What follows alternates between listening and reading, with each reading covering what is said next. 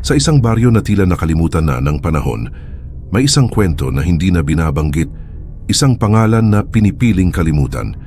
Pero ang dilim, hindi nakakalimot. Bakit naging manananggal si Aling Rosa?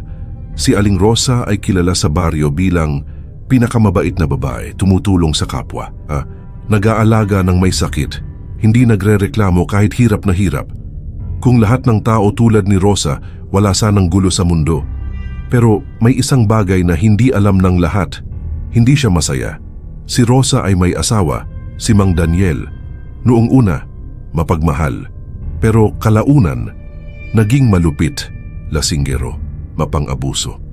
Walang pakialam sa nararamdaman ni Rosa.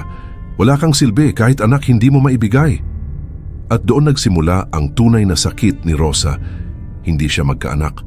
Sa baryo, may bulong-bulungan.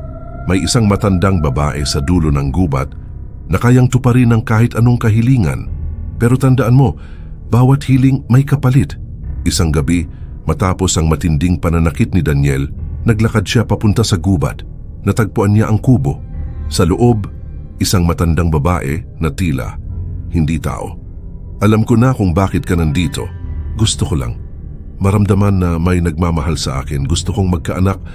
Kaya kong ibigay yan pero hindi mo magugustuhan ang magiging kapalit. Sa loob ng isang madilim at liblib na kubo, isang ritual ang nagaganap na magpapabago sa buhay ni Rosa habang buhay. Pinainom siya ng matanda ng isang itim at malapot na likido. Sa bawat patak, ramdam ni Rosa ang kakaibang kaba. Nagbabala ang matanda sa pagsapit ng kabilugan ng buwan. Ang iyong katawan ay hindi na muling magiging isa. Tumingin si Rosa sa labas, kung saan ang buwan ay unti-unting nabubuo sa gitna ng madilim na kalangitan. Biglang naramdaman ni Rosa ang matinding sakit. Ang kanyang katawan ay nagsimulang bumaluktot at lumalagutok ang mga buto. Isang nakakapangingilabot na sigaw ang umalingaw-ngaw habang dahan-dahang naghihiwalay ang kanyang katawan sa baywang. Wala nang balikan. Ngayon isa na siyang manananggal, naghahanap ng mabibiktima sa ilalim ng kadiliman.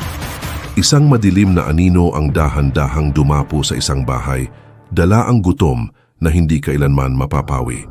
Kinabukasan, sa pagsikat ng araw, tanging pagsisisi at dugo ang natitira sa mga labi ni Rosa. Ang sumpa ay nagsimula na at habang buhay na siyang magiging bilanggo ng gabi. Unti-unti, nasanay siya. Nawala ang awa, naging halimaw at isang gabi, nakita siya ng mga tao. Aswang! Manananggal! Sinunog ang bahay niya, pinaghahanap siya. Pero hindi na siya Rosa. Hindi lahat ng halimaw ipinanganak na masama. Minsan, sila ay nilikha ng sakit, ng pag-iisa, at ng mundong hindi marunong magmahal. At sa bawat gabi, may lumilipad sa himpapawid, hindi para manakit, kundi dahil wala na siyang ibang paraan para mabuhay. Kung gusto mo pa ng mas madidilim na kwento, mga lihim na hindi dapat malaman ng tao, subscribe ka na dahil hindi lahat ng kwento katang-isip lang.